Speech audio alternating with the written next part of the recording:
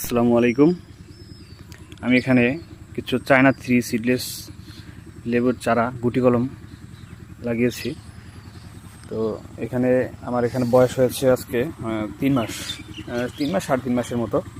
গাছের গ্রোথ খুব ভালো আছে। তো এখানে আমি কি পরিচর্যা করি এবং বর্তমানে আমার লেবু গাছে একটা সমস্যা দেখা দিয়েছে, সেটাই ভাবলাম আপনাদের সাথে শেয়ার করি। এটা কেন হয়েছে বা এটার প্রতিকার কী। এখানে দেখতে পাচ্ছেন জমিতে প্রচুর পরিমাণে ঘাসে একবার আগাছানাশক দিয়েছিলাম, আবার ঘাস উঠে গেছে। এখন আমার করণীয় হচ্ছে প্রত্যেকটা গাছের গোড়ায় দেখুন, গোড়ার গাছগুলো একটু কালার, এখান থেকে এই গাছগুলোর কালার একটু বেশি গাঢ় দেখছেন। তো এখানে আমি কিছুদিন আগে সার দিয়েছিলাম। অনেকে গাছ লাগানোর সময় থেকে শুরু করে একদম হারভেস্টের আগ পর্যন্ত কোনো সারই দেয় না, বা যাদের থেকে চারা নেয় তারা অনেক সময় বলে দেয় যে কোনো কিছু লাগবে না, জাস্ট লাগায় রাখবেন তাইলে হয়ে যাবে। তো কোনো জিনিসই পরিশ্রম এবং পর্যবেক্ষণ বা পরিচর্যা ছাড়া কোনো গাছ থেকেই কোনো ফলন আশা করা যায় না। এখানে আমি 50 পিস গাছ লাগাইছি।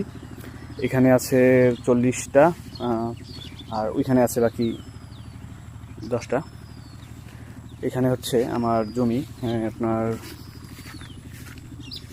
6 শতকের মতো, 6 শতক জমি। এখানে 40 পিস গাছ লাগানো আছে।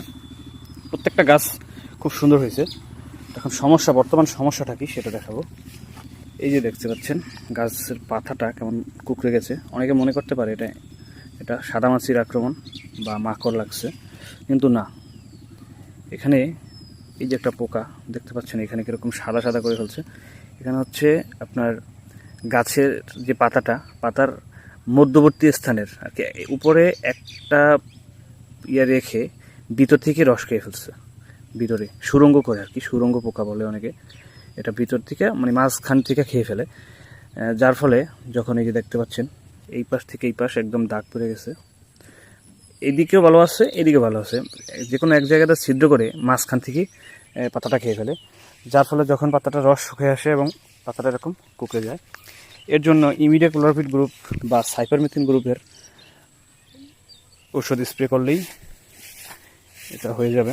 এটা সাধারণত লেবু, জাম্বুরা, তারপরে এই জাতীয় যে গাছগুলো আছে, কমলা, মালটা, এগুলোর মধ্যে এই পোকাটার আক্রমণ দেখা যায়। ঠিক আছে, এটা দমনের জন্য সাইপারমেথ্রিন গ্রুপ বা ইমিডাক্লোপিড গ্রুপের ওষুধ দিলেই হয়ে যাবে। আসসালামু আলাইকুম, সবাই ভালো থাকবেন।